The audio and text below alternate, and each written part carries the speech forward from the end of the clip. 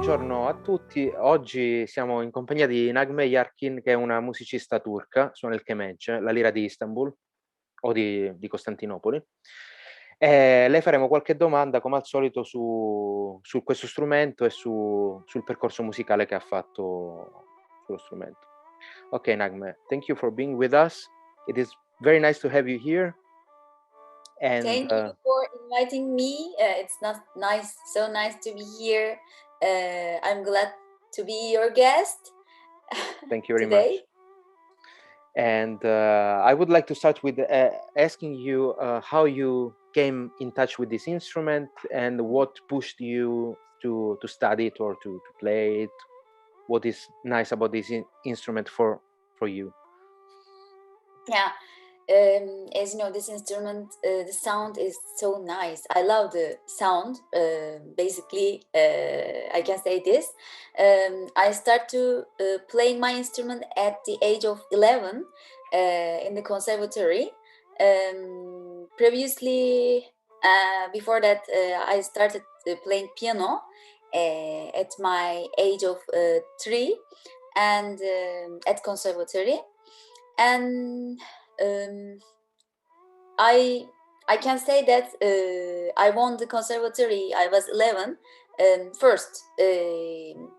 So they make me free to choose my instrument. They didn't give my instrument. They make me free, and at that time I'm so lucky because my family is everybody is musician. They graduated from conservatory and they have many friends, many musician friends, and one of them is Derya Turkan. That's that's a good one. And he's, I love him and his playing style, his tone, so I listened first Kemençe from him. Okay. Let me explain what you just said. Yes, Quindi... I was 11, but okay, I decided to start to play Kemençe, and the sound took me, the magical voice, the magical sound took me, and I started to play Kemençe. Nagme, let me translate because otherwise I will have too much things to say. Okay. Quindi le ho chiesto appunto come si è approcciata al Kemençe, no? A questa lira di Istanbul. Nagme viene da una famiglia di musicisti, quindi diciamo nell'area c'era già molta musica, per cui lei ha iniziato a suonare il pianoforte all'età di 3 anni. Dopodiché a 11 anni si è iscritta al conservatorio e è stata libera di scegliere uno strumento. È stata molto colpita proprio dal suono, dalla voce dello strumento, e quindi è andata in direzione del Kemençe. E fra l'altro nella sua, diciamo, fra le conoscenze della sua famiglia c'era anche Derya Turkan, che è uno dei più grandi musicisti di Kemençe che ci sono ancora viventi, per cui appunto è stata una scelta dettata da questo suono molto bello che ha sentito. Ok, so you chose the Kemençe for the sound, basically. Yes. And sound and but the size, I think, because okay. I didn't remember so much, but I was 11 and I was child, and they said me, okay, it's good for you. You can carry easily, and but for also, example, I mean, did you want to play like a Turkish instrument, or I was wondering why didn't you choose the violin, for example? I would like to explain. Yes, I start with Western music, and because I don't know, my family directed me to learn first piano, and I'm happy for this because it's nice to hear and learn first the piano sound. It's really good to learn music, to memorize, like a foundation. You have a good foundation with piano learning. Yes. You mean? Yes. And after that, I didn't want to. I remember that I didn't want to play piano. I don't know why, but I think it was about my teacher. But I don't wanna say the name of. Okay. We don't. Yeah. Yeah. And then I don't know. When you are 11, you just decide something. You didn't think so much. No, I mean, And my question was more about why didn't did you want to play a Turkish instrument, or because I mean the closest thing in Western music is violin, you know. So I yeah, was wondering why didn't you go for the violin instead of the Kemençe? because that I start with Western Conservatory, but this conservatory was Turkish music conservatory. Okay. And we took the Turkish music, the Western music, and the folk music all together. But basically, it is the Turkish music conservatory. So the instruments and the teacher of that instruments are really master of that instrument. So that's why I would learn to this intervals between these notes. This is different world. It open different world, I and see. I didn't know that language. Okay, because you started with Western Yes, kind of I music. didn't know, Okay. and I was very scared about it. I have to explain this thing. Okay. Quindi, allora, Nagme ha iniziato con la musica occidentale, col pianoforte, no? A 3 anni. Dopodiché io le ho chiesto come mai, partendo da quella base lì, non è andata verso uno strumento come il violino, per esempio, che appunto è la cosa più vicina che c'è nella musica occidentale. Lei dice che appunto il conservatorio che ha scelto era un conservatorio che aveva varie materie, quindi anche la musica occidentale, anche la musica folk, la musica classica turca, però diciamo in quel conservatorio c'erano dei maestri proprio di strumenti turchi. L'altra cosa che diceva è che appunto avendo avuto come base una formazione occidentale, avvicinandosi alla musica di tradizione ottomana, turca, diciamo, ha scoperto la modalità sostanzialmente, quindi il fatto degli intervalli microtonali, e quindi questo qua le ha aperto un mondo nuovo, perché era qualcosa che lei fino a quel momento là non conosceva. Ok. And Yes. it was really hard at first, and I was really afraid. I scary because I didn't, and I didn't say sol la la do si la sol la si do re si do la. I didn't like this. I was doing sol la la do si la sol la si. Like okay. No, I senti. it's the first time. Oh my god, I can't. Because it's not In on the my. ear, yes. Okay. Before that I didn't listen this music. Okay, my family play Turkish music instruments, but we didn't train on it. Okay. They didn't train on it with me. That's quite interesting. Let me explain this.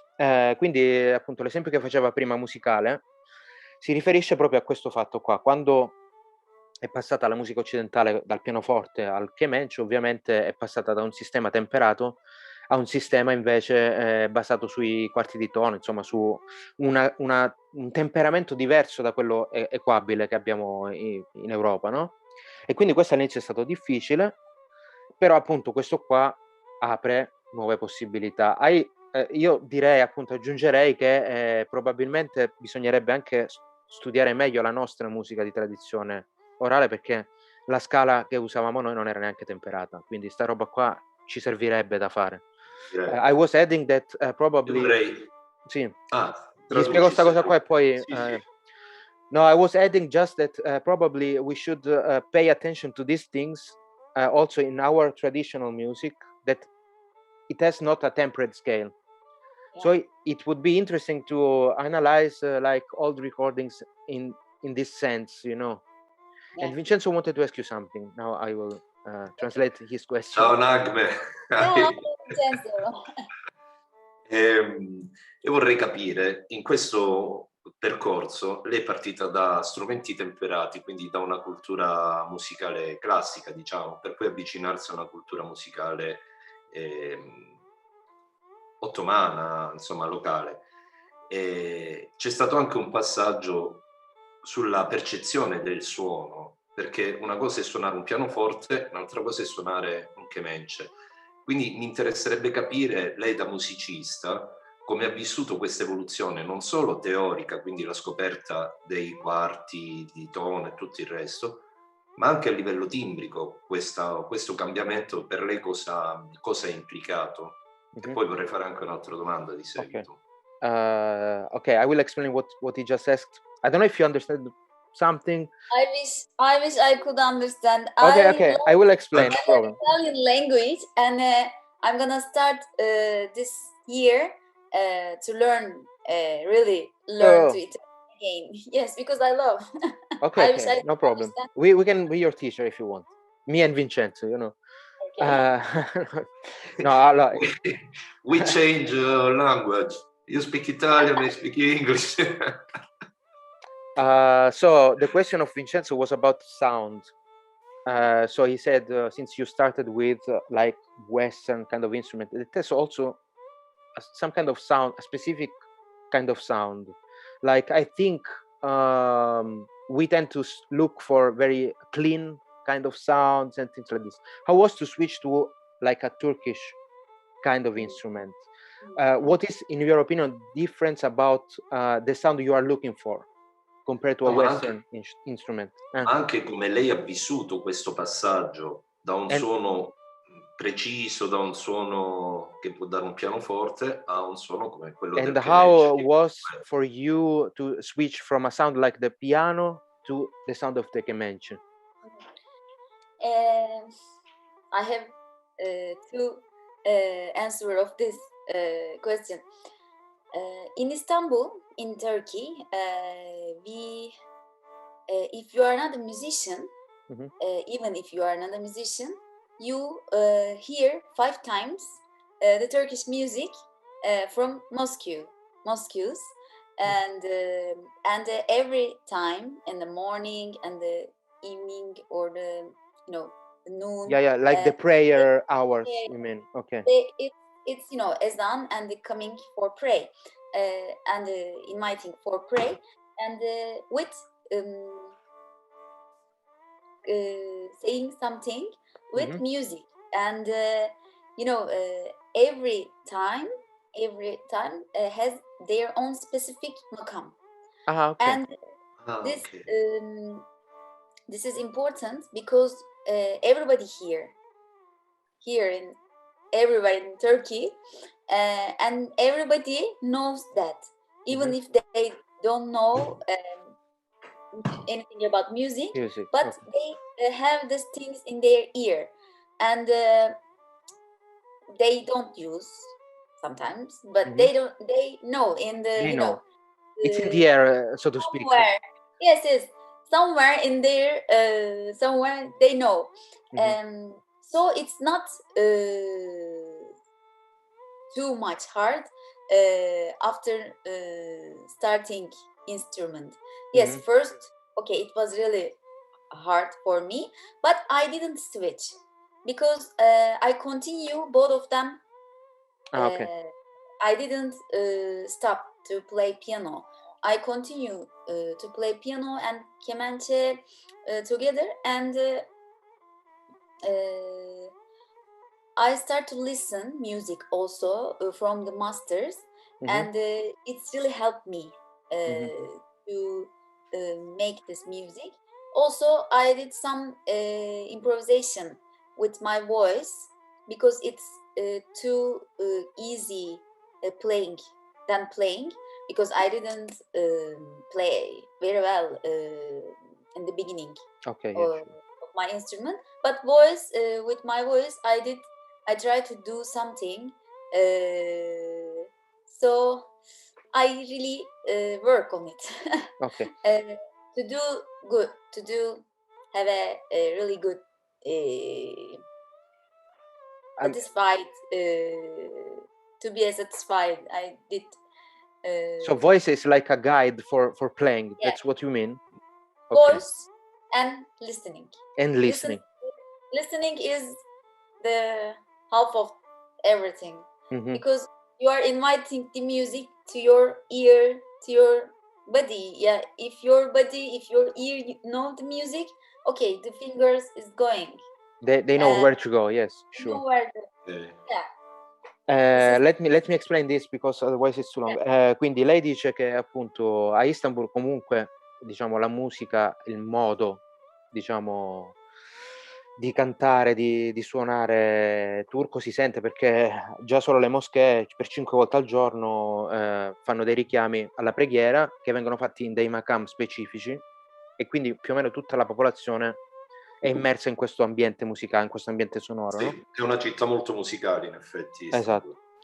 Dopodiché praticamente dice che quando ha iniziato non ha abbandonato subito il pianoforte, diciamo per un periodo ha continuato entrambi gli strumenti, e l'ha aiutata molto in questo passaggio l'ascolto, quindi ascoltare i grandi musicisti, no? I grandi maestri, e improvvisare con la voce, quindi perché dice appunto quello che se tu capisci, se tu ascolti, hai dentro di te la musica, poi è più facile cercarla con le dita sullo strumento praticamente. Ok. I think Vincenzo wanted to also ask you if you noticed a difference, a big difference in like sound, an idea of sound between Western music and Turkish music, or if you could explain to us, since you know both the systems or both the in which concern these two approaches are different. You know, in Western music notation, firstly, this is the big differences of Turkish music, because in Western music they begin to write really before Yes. than us. In Turkish music, the mesh system, the system about memorizing is really important. For example, I'm a master and I write a composition, and I will teach this composition to my students. I sing the song or I play the song, and they just repeat me. There's no music, there's no notation, and there's no recording, as you know, and they just always repeating, Okay. and Until it comes. Okay. Yes, here, and this is really different thing. The first thing, and then we have the system start. The small steps start at 9th century with Farabi, and then El-Kindi, and then Ibn Sina, and in 13th century there is Safiuddin. He's the beginner. He's the starter of the system. How is called this theoretician here? This 13th century guy? Safiuddin. Safiuddin. I don't know him. I knew the other one, but I don't know this. Safiuddin, also the head of the system école. Okay. It's called system école or system school, and then Meragi, you know, maybe Abdülkadir Meragi, continue his this école, and then Kantemiroğlu, Ali Ufki, and the other musicians are following them, but the system especially made by Safiuddin, we can say that. And so this is really long, but the notation is really lost. The notation is coming, is the start with Ali Ufki, the Western notation is start with Ali Ufki, but before then there's a abjad notation with the Arabic words, Arabic signs. There's some notation example. But there's a big differences of two music, the understanding. Yes. Maybe you would like to translate this notation thing, Yes. and I'm gonna Yes. explain the second difference. Ok, sure. Quindi allora una prima differenza, appunto parliamo di differenze fra il sistema turco e quello occidentale, ovviamente. La prima differenza secondo Nagme sta proprio nell'aspetto della relazione con la notazione. Quindi noi occidentali iniziamo partendo dalla notazione, mentre invece il sistema turco si è sviluppato per un lungo periodo in maniera orale.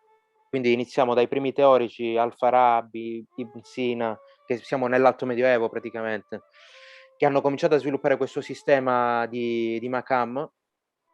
Dopodiché arriviamo con successivi sviluppi fino al XIII secolo, quando è stato un po' formalizzato anche da altri musicisti come Ali Ufki, Abdilkadir, insomma ci sono diversi personaggi che hanno portato a uno sviluppo del linguaggio modale, e alla fine di questo percorso arriva la notazione, prima in caratteri arabi e poi in caratteri occidentali. Did you want to add something?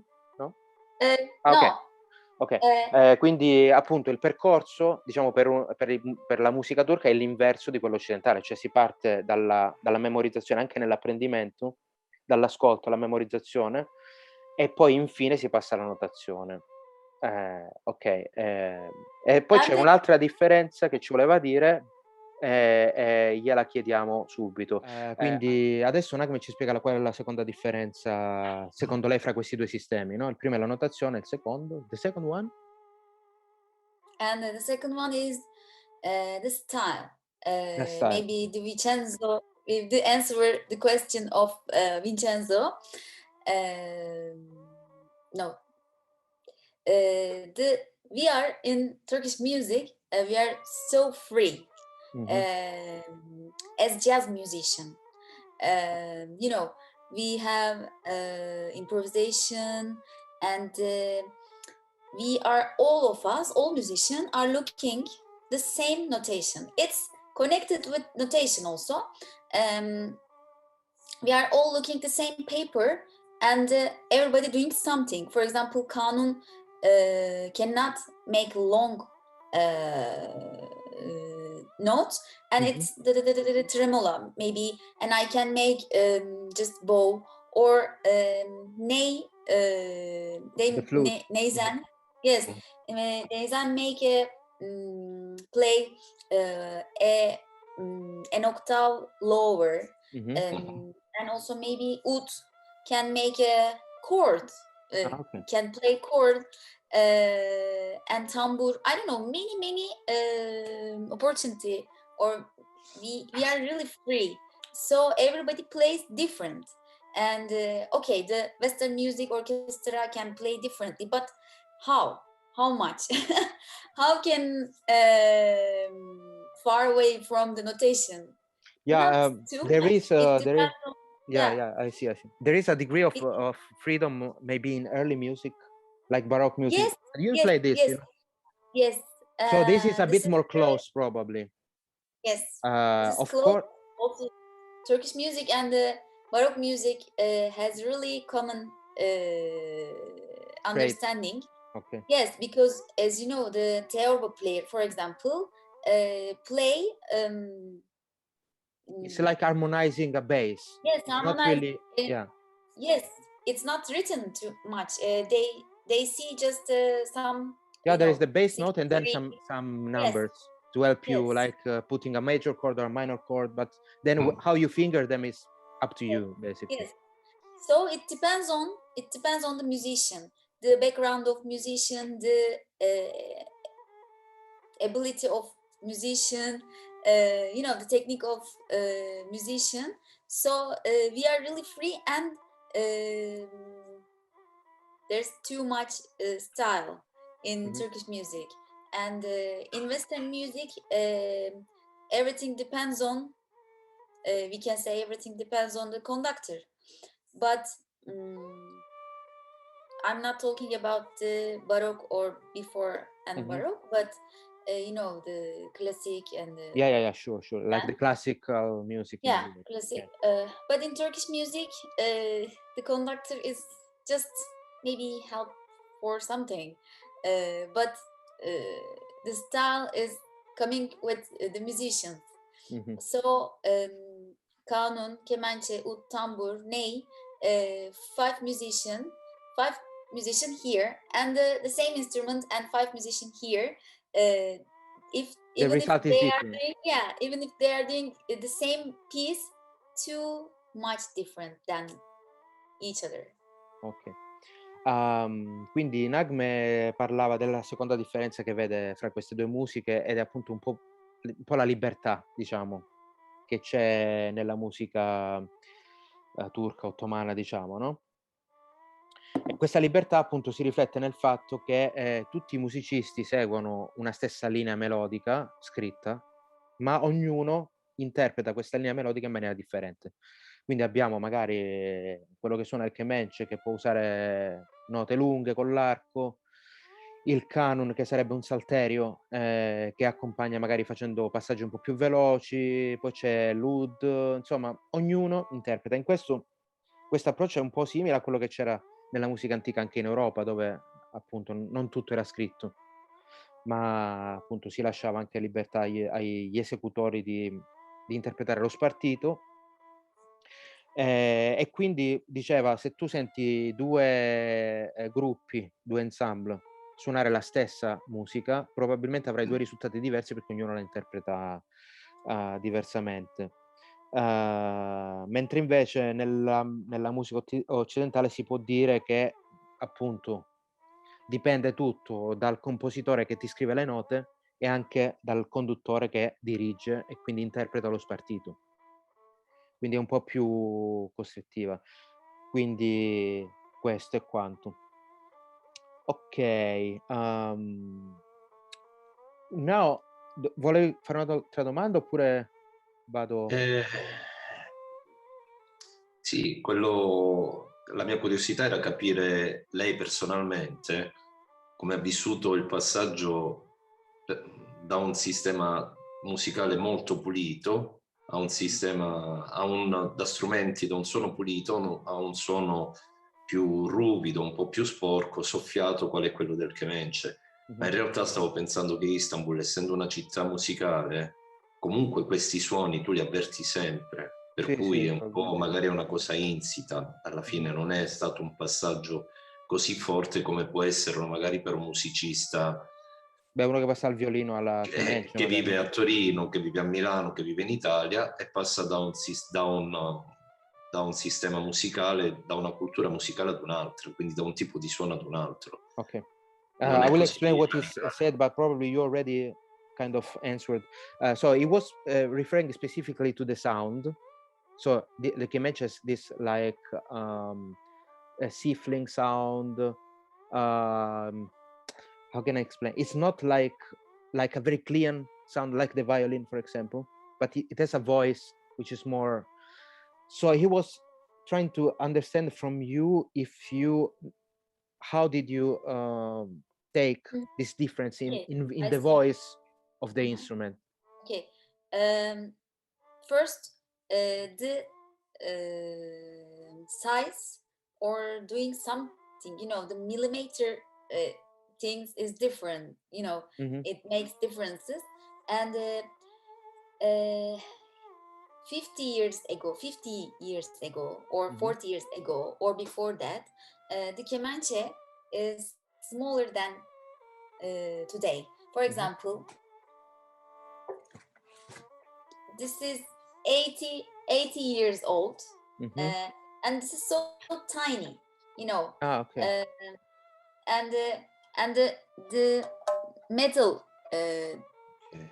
you know, string. But this is Kemençe from today, and here is, you know, bigger than that. Okay. Okay. And the sound and the size make different this, and then we use this two strings. strings. This is a God string. So if I use metal strings, okay, it's like clean sound. It's but here if I use the God strings, it makes really harsh. It's different sound with something. Yeah, like an underground noise, so to speak. I don't know. I see. Okay. Vabbè. Dice che anche nel Kemençe c'è stato uno sviluppo anche nel suono. Probabilmente avete visto i due modelli. Il primo aveva le corde in metallo e risaliva a 80 anni fa circa. L'ultimo è quello standard contemporaneo, diciamo. Sono cambiate le corde perché prima erano tutte in metallo, adesso c'è il budello che quindi dà questo suono un po' soffiato, un po' sporco, quindi diciamo anche in quello c'è stato uno sviluppo estetico negli ultimi anni e anche appunto lo spessore della cassa dà un suono diverso. Quindi l'altezza, sì, no, scusa, sì, l'altezza in realtà. Quindi anche in quello c'è stato uno sviluppo. It would be very interesting to talk with your luthier about how this tone developed in time. Quindi lei diceva prima che c'era un liutaio che ha lavorato su questi strumenti con lei. Sarebbe interessante fare proprio approfondire questo discorso. Una cosa interessante, poi non faccio più domande, digliela. Una cosa interessante. Last question from Vincenzo. La cosa interessante è capire se lei ha identificato un colore, una grana di suono, una timbrica, un aspetto nel suono dello strumento che gradisce e che insieme al lavoro, in collaborazione col suo liutaio di riferimento, magari riesce ad ottenere dallo strumento, il che porta alla realizzazione di uno strumento con un suono creato appositamente per lei. Quindi il suono che nasce come frutto di una collaborazione tra il musicista e il liutaio, e l'artigiano. He's asking if you have, if you are looking for a specific sound from your instrument, and if you are doing some kind of research about this sound with your luthier. So, okay. Can you explain more what you are looking for or what you want? Sometimes, before last year, I really would like to play really, I'm gonna write, really bass and bass sound and strong sound and I'm gonna write and steamy sound. Okay. This last year I was looking for a really clean and high, it's not bass, like the more like a treble side of the sound. That's what you mean? Yes, treble side. So because that I bought that the 80 years old instrument, and because sometimes we need this is express our feelings. Sometimes I play like angel sound, sometimes so strict, and it depends on us, so it's important to have. So you mean that's quite interesting, because it seems like the instrument is quite open to different sound. It's not like, as I tell, it's not to talk about violins always, but I mean, with the violin you have that sound, and that is the sound of the violin, that's it. But with this kind of instruments you have the possibility of looking for a specific aspect, probably. The trees are so important. Okay. Trees important, and the millimeter, and it's so important, and then the strings are so important, and he tried to do something to make me happy to with the sound of instrument. And when you find the sound, you don't give up, because it's not easy to find at first sight. Yes. And the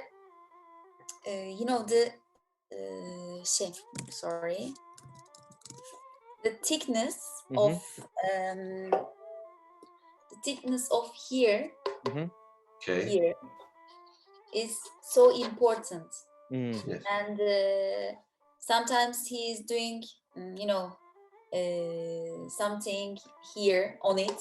Yeah. I saw Vincenzo do the same thing with the Lira last summer. I was very impressed because Yes, you take out some millimeters and things change radically. yes, things change. And so it's like this is, I told you, this is handmade and primitive, and we are still looking for. Ok, I will explain what you just said. Quindi appunto diceva che lei appunto in questa ricerca del suono diciamo non finisce mai, insomma, sostanzialmente, ecco. E quindi questo tipo di strumenti sono aperti da questo punto di vista, cioè non hanno un suono standardizzato ovviamente, ma si può, lei in collaborazione col suo liutaio, andare alla ricerca di un suono. Infatti diceva che appunto quei due strumenti che ci ho fatto vedere prima, uno ha un suono più basso, più forte e più vaporoso, diciamo più ovattato, immagino.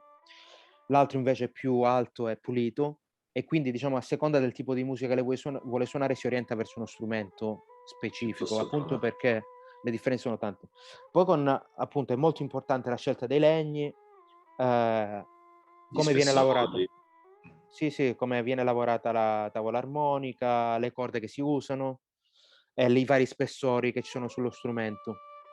E quindi in questo è una ricerca appunto che lei fa col liutaio, in cui appunto lei suona da quando aveva 11 anni, cioè probabilmente non finisce mai questa ricerca del suono perfetto. Ecco. La cosa interessante è che mentre in Italia, soprattutto con gli strumenti classici, ogni liutaio ha il suo suono, e poi soprattutto sul violino, diciamo, la collaborazione tra musicista e liutaio si limita allo spostamento dell'anima, alla definizione del suono. E in questo caso, per me, dal mio punto di vista, è molto interessante il fatto che il suono stesso nasca sì da un'idea, dalle capacità del liutaio, ma fondamentalmente nasce da una collaborazione tra liutaio e musicista.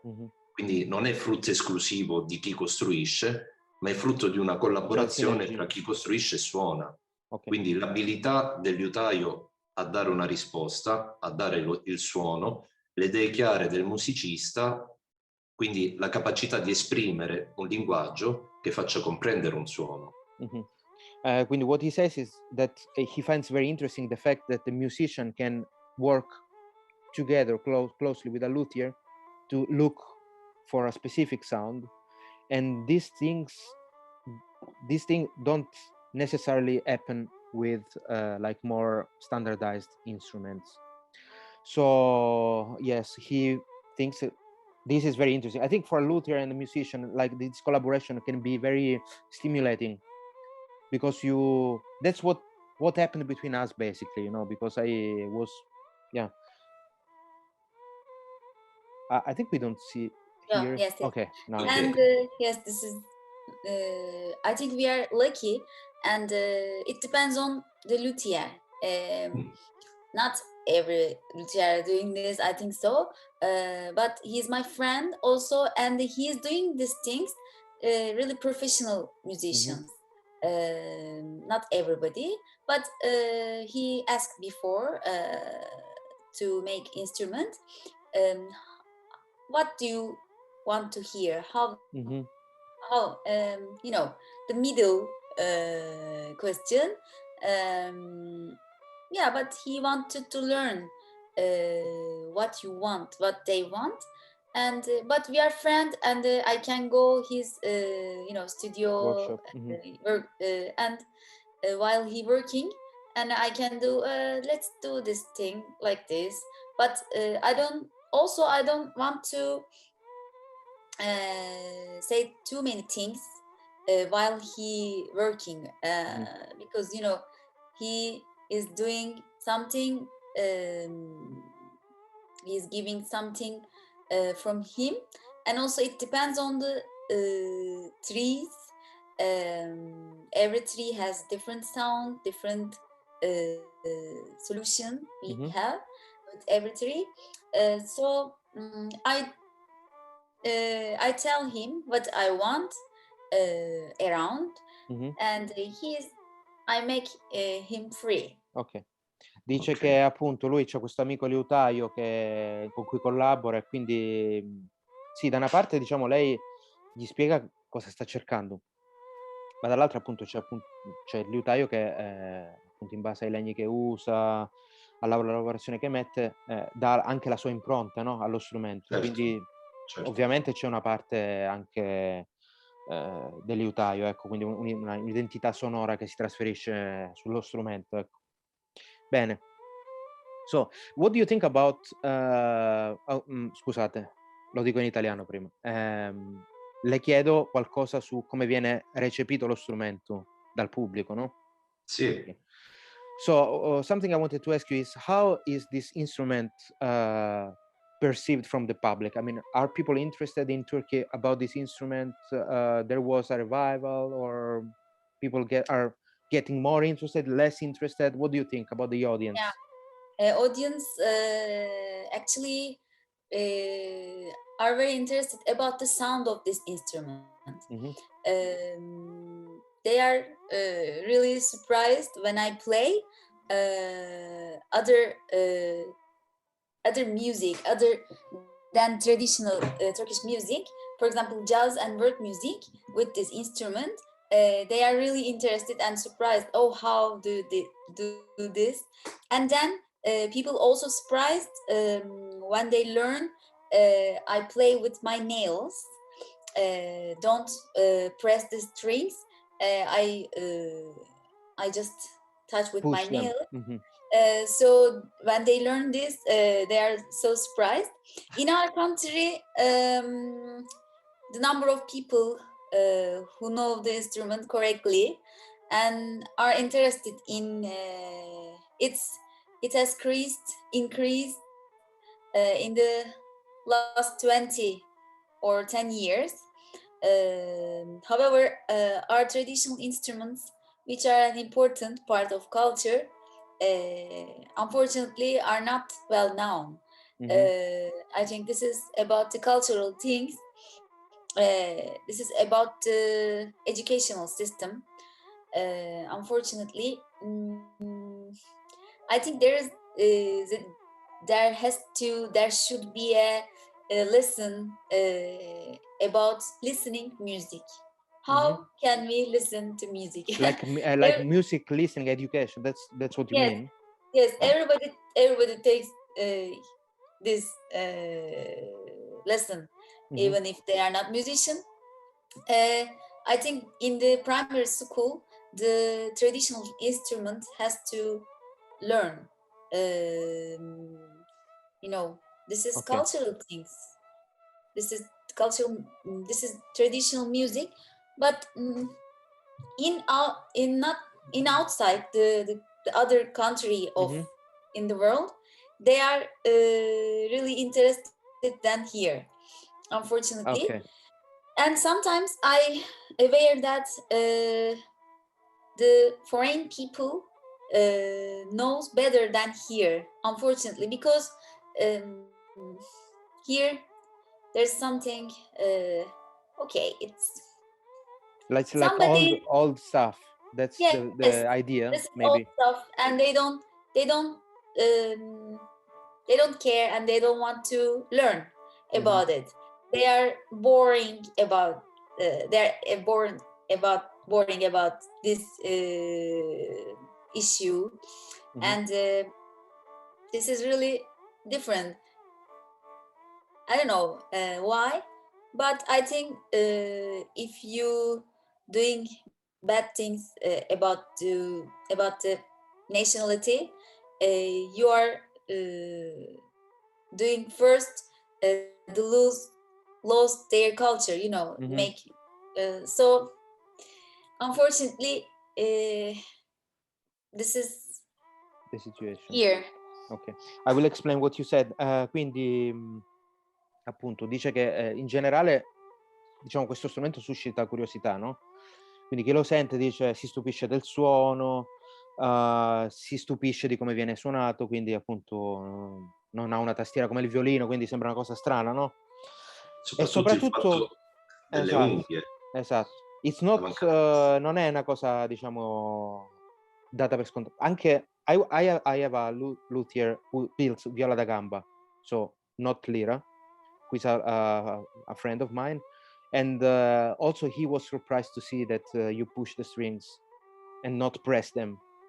So, quindi pure Emilio, no? Quando io ho parlato della Lira, insomma, non era... Quindi questa cosa sembra strana, ma anche il fatto che lei ci suona delle musiche che non sono la musica tradizionale, quindi tipo il Questa è la jazz, cosa interessante. o altre musiche che non sono quelle che insomma sono associate tradizionalmente allo strumento. L'interesse le sembra che sia abbastanza aumentato negli ultimi 20 anni, ma comunque in generale non è molto ben conosciuto nella società turca. È una cosa un po' di nicchia e secondo lei appunto ci vorrebbe bisognerebbe proprio intervenire con l'educazione, quindi fare ascoltare questi strumenti che sono un patrimonio comunque culturale della nazione fin dalla tenera età, insomma dalle elementari, in modo da formare anche un gusto musicale per le generazioni future. Un'altra cosa che diceva appunto è che spesso si rende conto che all'estero la gente è più interessata a questo strumento rispetto proprio ai turchi stessi, no? Perché tanti turchi associano questo strumento a una cultura ormai antica, diciamo, vecchia, che quindi appunto non è più interessante, ecco. Anche se quello che diceva lei è invece recuperare e promuovere queste tradizioni, questi aspetti culturali peculiari, invece farebbe bene proprio alla costruzione della comunità, dell'identità nazionale, no? Quindi È un po' quello che succede da noi con la lira, che è uno strumento parente, sono simili, insomma, e potremmo dire le stesse cose. Quindi, that's actually very close to what happens in Calabria with the lira. It's our heritage, but you know we have basically the same problem that you have. The difference is that maybe our instrument is still something that needs I mean it's just played in a specific region in Italy and for a specific kind of music, so I mean there are a lot of stuff to do. Yeah, also we are minority, you know, not much people interesting about it. Also I explained briefly about my instrument in my concert to audience, and after the concert many audience came and thanks to me learning because learning you mean in Turkey itself? Yeah. Okay. In Turkey, yes. And everybody also, not everybody, but many people still think that Kemençe is Black Sea Kemençe. This is the popular one, most known the Black Sea Kemençe. But the Kemençe of Istanbul, my instrument, is not known much. The education is very important this regards, and you know that this is protecting the culture, and also it's not only with music but also on architecture, poetry and literature, and this is very important, and it has to be start the knowledge learn in childhood, and the culture can continue. I was doing a very interesting discussion about this with another musician from Bulgaria, and was quite interesting because Bulgaria he said that during the communist regime they gave a lot of money for culture and traditional culture. So at some point this was very much into like school, conservatoire, radio, television, everything was like from like traditional culture. So these have very big effects, and so the instrument developed and everything. Comunque, I will explain what you say. Yeah, I think everybody should know every music not just their own music.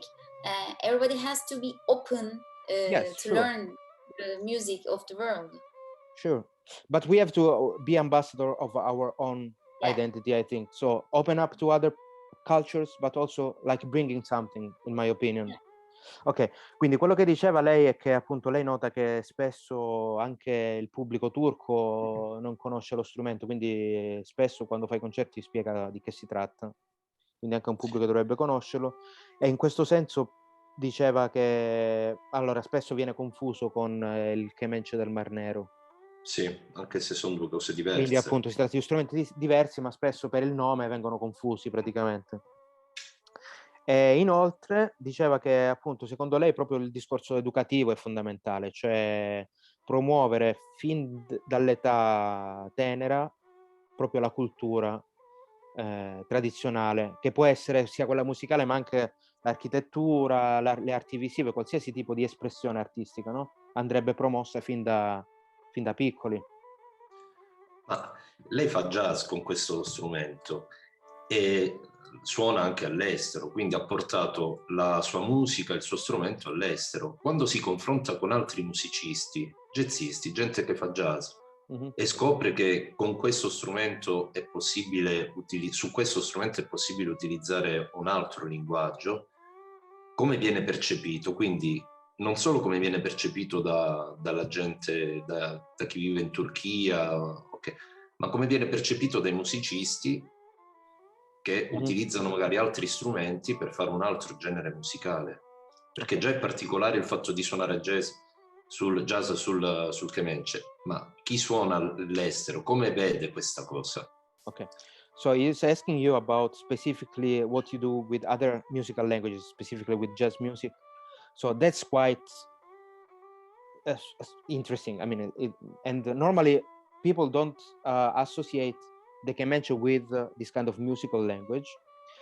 So he was asking how your like fellow musician from that play like saxophone or other instrument perceive this thing, and I would add, how is for you to play this other music with your instrument? You find the instrument a bit limiting, or it's no?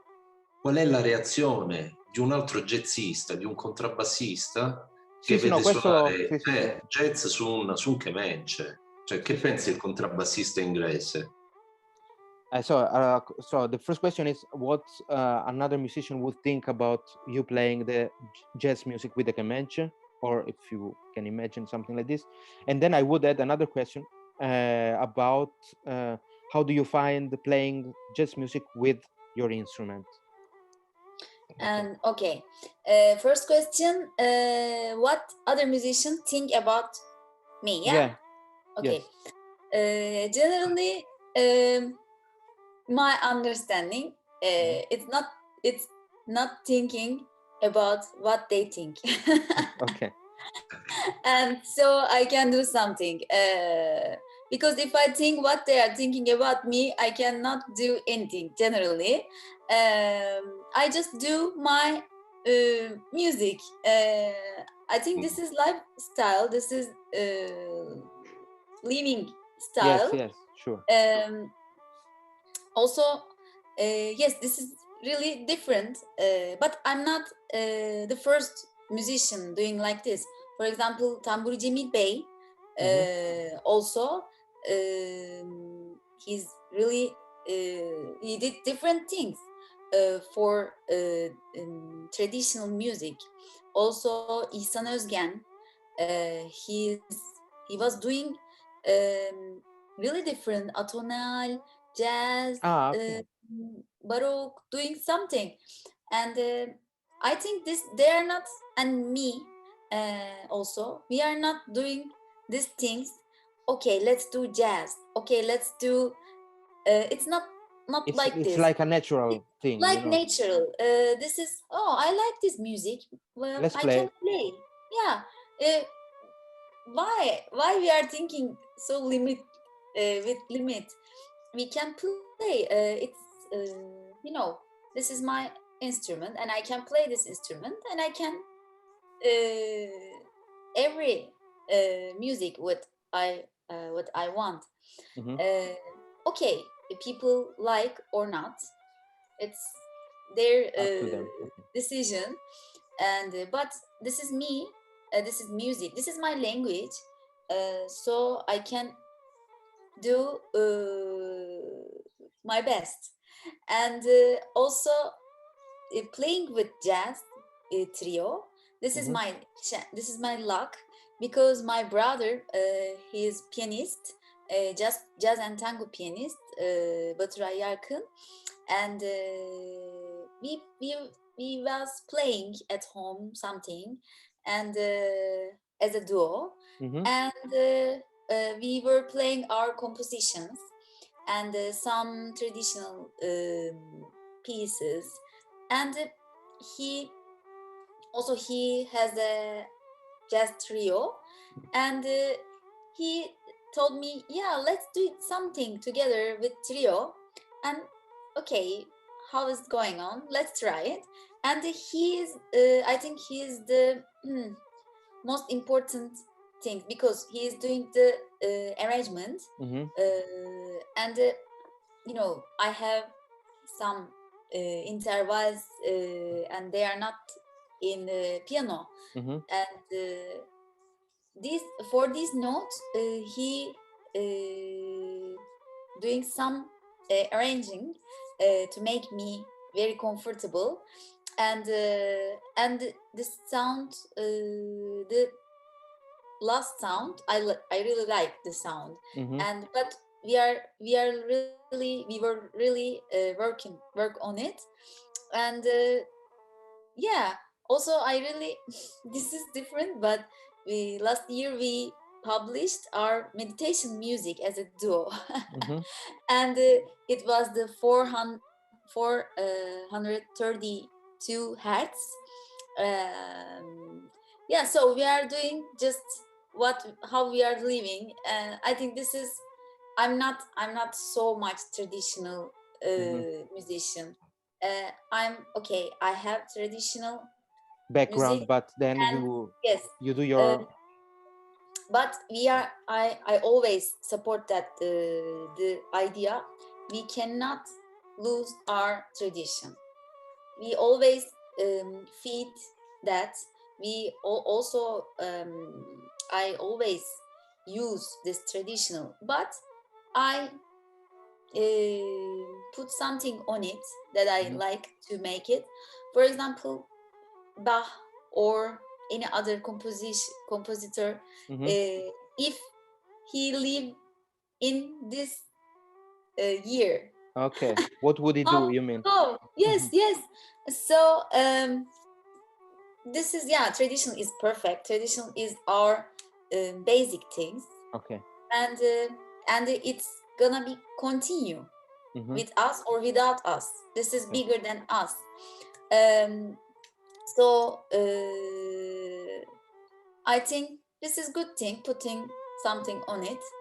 And it's so strong, and it's going to Okay, live. okay. Allora vi spiego 'sta cosa, dopodiché, andiamo avanti. E quindi, dice che appunto lei non pensa troppo a cosa pensano gli altri, di come suona. Nella musica turca ci sono stati altri innovatori, come per esempio Tamburi Cemil Bey oppure Isan Özgen, che hanno fatto già degli esperimenti uscendo fuori dalla tradizione stretta.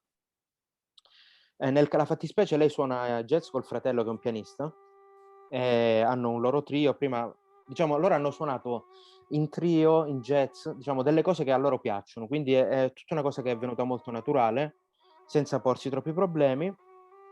Anzi, diciamo che il fratello ha fatto un grande lavoro per far quadrare, fra virgolette, gli intervalli microtonali all'interno del linguaggio jazzistico. Ci hanno lavorato parecchio. Poi un'altra cosa che hanno fatto è un album di musica per meditazione a 432 Hz. Mhm. E quindi niente, diciamo, fa tutte queste cose qua in maniera naturale, senza pensare troppo al giudizio degli altri.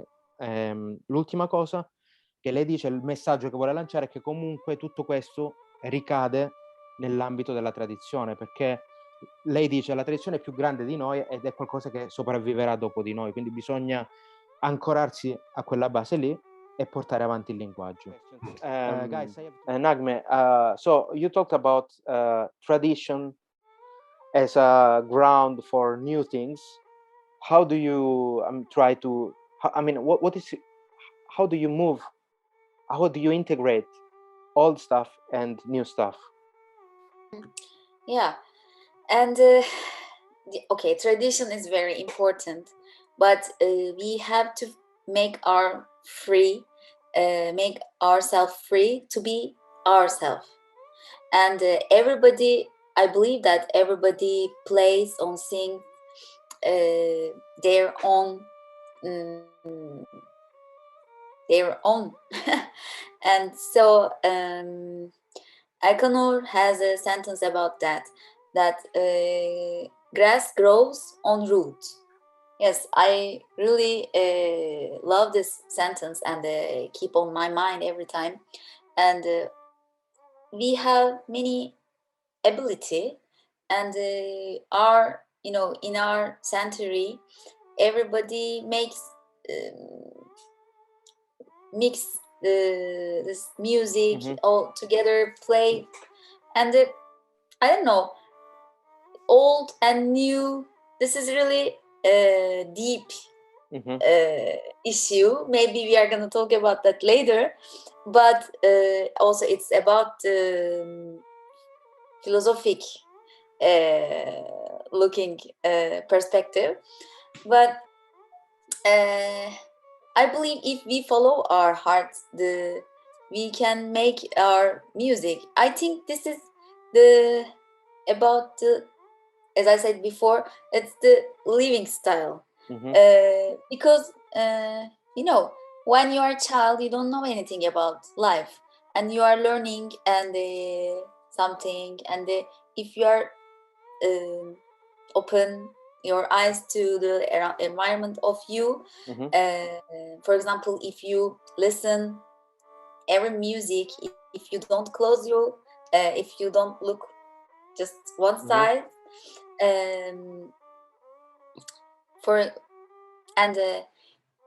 when you master living, when you master of life, when you can master of your music, because you can, when you know yourself, everything is perfect. So you don't think this is new, okay, I need to do this, or this is old, okay, I need to.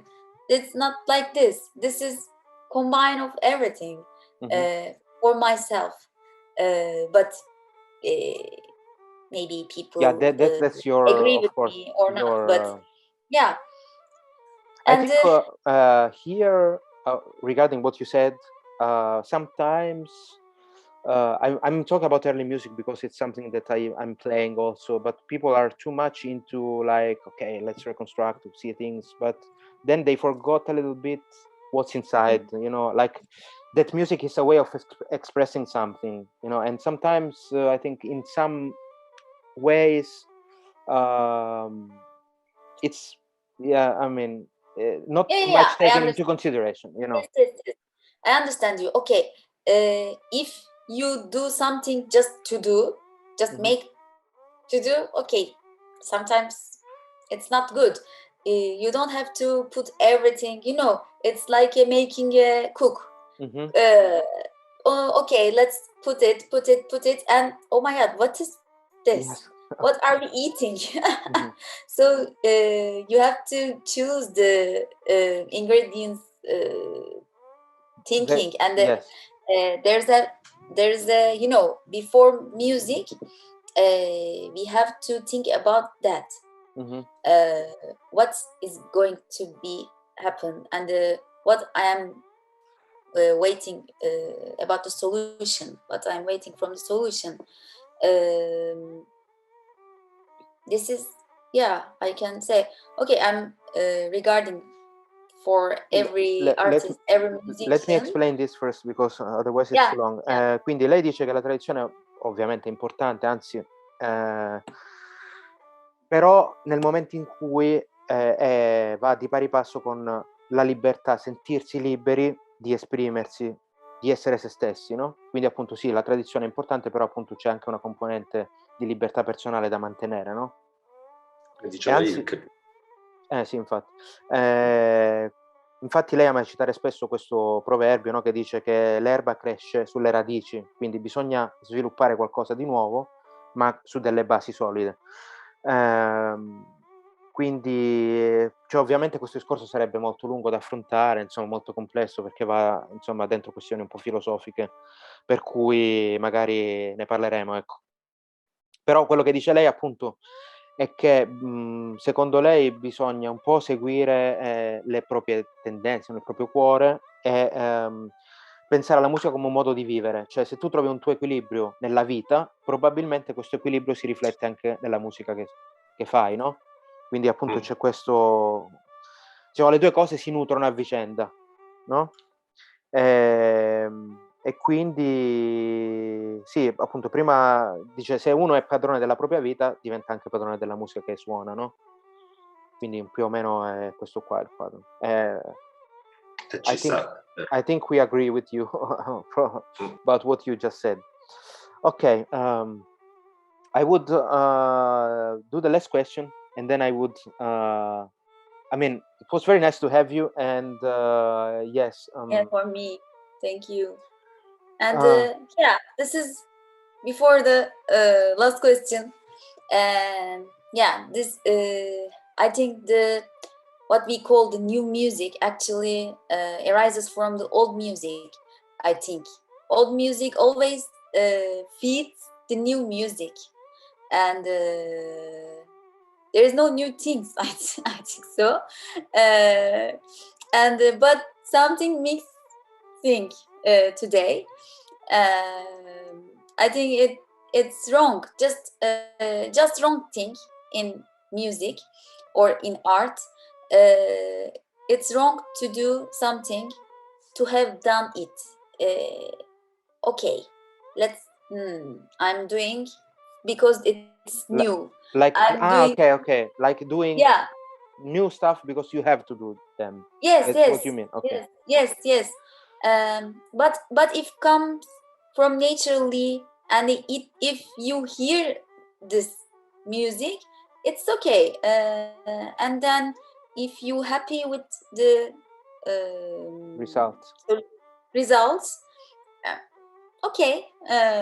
This is a step by step. But I believe that there's no new thing. Just we find or we remember. Ah, okay, that's quite philosophical also. Okay, quindi dice che secondo lei la nuova in realtà non esiste una musica nuova, cioè tutto quello che noi possiamo definire nuovo in realtà viene da un qualcosa che esisteva già, no, quindi si sviluppa, ma esisteva già in qualche modo. Anzi le cose nuove si nutrono delle cose antiche, no, quindi c'è appunto questo scambio, in realtà non, come dire, dice tutte le cose che facciamo in realtà o ce le ricordiamo non le scopriamo, ecco, non le inventiamo, o le prendiamo da quello che ci viene trasmesso, oppure, fra virgolette, ce le ricordiamo, no? Quindi è già qualcosa che è dentro di noi in qualche modo. Okay, that's quite interesting and also very philosophical. My last question was about teaching the Yeah. instrument. What are you trying to teach when you approach, or what are you trying to transmit to the people that approach your instrument?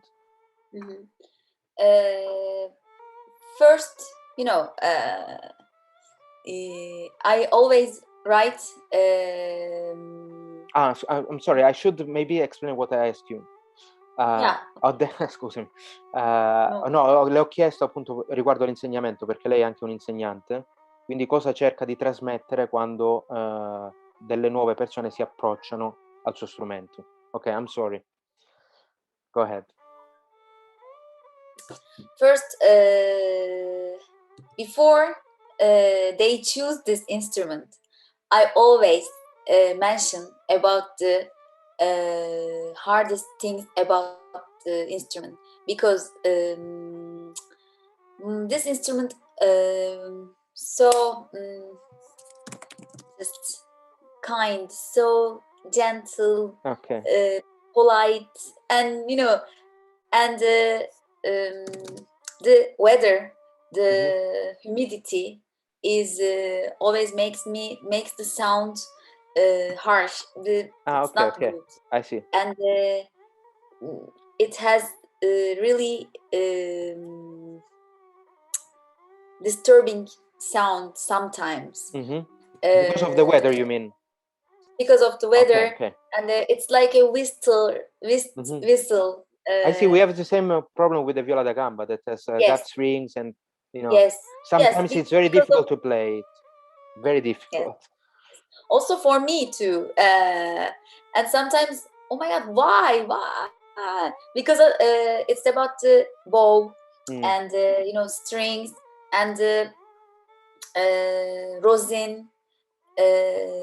These are all important things, and it's not like a kanun or oud. This is okay. They are not easy to play, but they don't have any problem like this. They are more stable. Let's say. Yes. Okay. When they touch, okay, there's a good sound if they study about it. But you have to be patient while you are playing Kemençe. Before they choose, I always explain that. Are you sure? Do you want to do it? Yes, these things are waiting for you. Don't be sad. Your friends, your friends who plays other instruments are going faster than you, because the bowing is really important thing. We start to bow, and in 1 year it's going to be okay. The bowing, the open strings bowing, always bowing. The bowing is really important. And how while we are starting with a piece, for example, instrumental piece, I always write etude for them. What? Sorry? I'm to translate. Okay. Exercise. Yeah. Exercise for every piece, for every instrumental piece, because every instrumental piece has their own differences, their own, and I always write this exercise, and they start with exercise and listening to piece. And if they do this exercise, when they start to play the piece, okay, there's no problem. They can play the piece easily. I think this method is really good. Also, I use the method of Cüneyt Orhon and İhsan Özgen. I think this is my teaching style, and listening is important. It would be very interesting do you think I can get these books from that you just mentioned, or they are available for outside Turkey? I'm not sure, but I have PDF of them. Maybe I can send you. That would be very welcome. Ok, quindi vabbè, io ho fatto una domanda un po' personale su questi metodi di Kemençe che ci possono interessare. Comunque, adesso spiego cosa ha detto. Quindi la domanda era appunto sul metodo di insegnamento. Innanzitutto lei dice, quando qualcuno si presenta dicendo che vuole imparare, lo avverte subito delle difficoltà a cui andrà incontro. Quindi appunto si tratta di uno strumento molto sensibile, quindi appunto le corde d'imbudello, il legno si muove, quindi è uno strumento abbastanza instabile rispetto ad altri come lo oud oppure il kanun, no? Per cui c'è da tenere in considerazione questo aspetto, diciamo, anche vivente dello strumento, se possiamo dire in questo modo. Poi diceva appunto, armati di santa pazienza, perché appunto si parte dalle arcate, usare l'arco non è facile. Quindi dice che il primo anno va via solo per appunto impostare l'arco. E poi dice, vabbè, il suo metodo di insegnamento si basa su appunto affrontare dei pezzi attraverso da una parte l'ascolto e dall'altra poi degli esercizi specifici che lei scrive per ogni pezzo. Quindi questo qua serve per preparare lo studente ad affrontare le difficoltà specifiche di quel pezzo che stanno studiando. E poi dice che ci sono 2 metodi, uno di Cunard Oron e un altro di Isan Otskin, sono 2 insomma musicisti storici del Kemençe, penso che non ci siano più comunque, a cui aggiunge i suoi e dice che me li manda in PDF, quindi di questo sono contento. What about improvisation? Do you teach this or it comes? Yes, I teach improvisation. It's really important.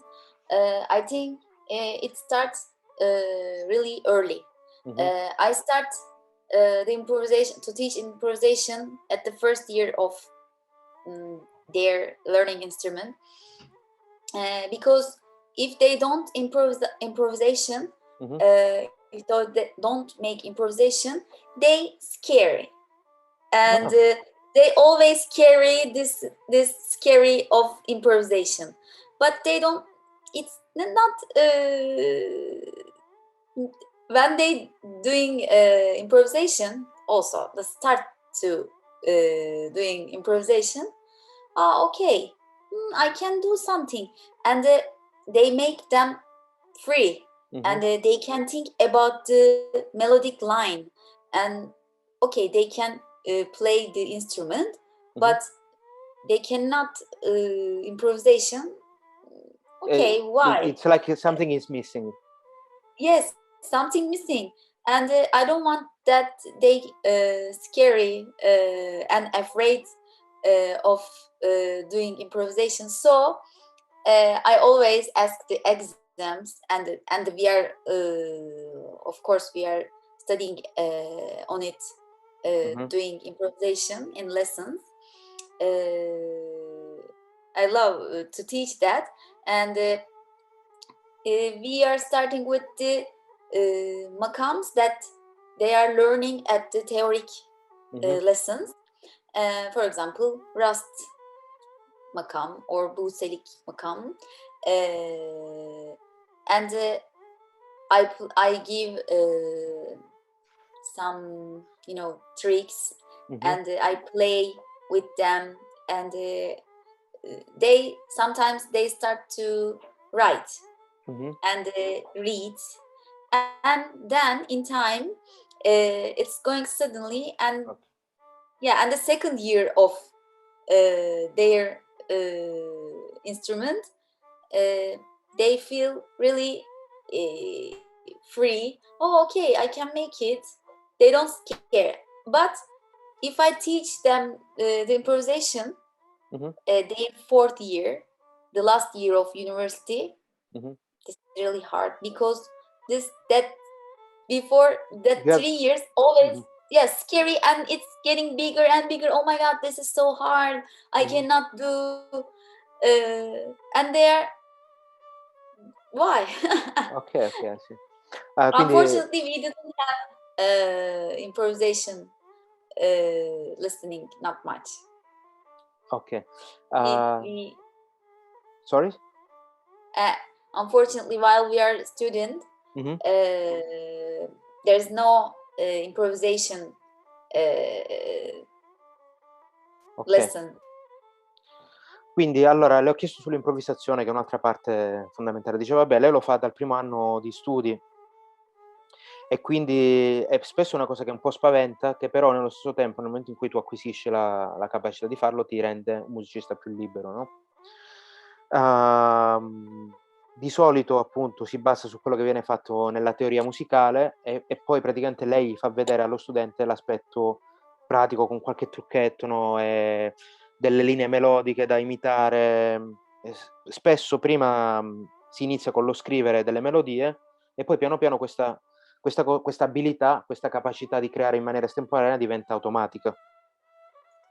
Appunto lei diceva che comunque l'improvvisazione secondo lei ha un posto ancora troppo limitato nel curriculum, diciamo. Quindi questo è quanto.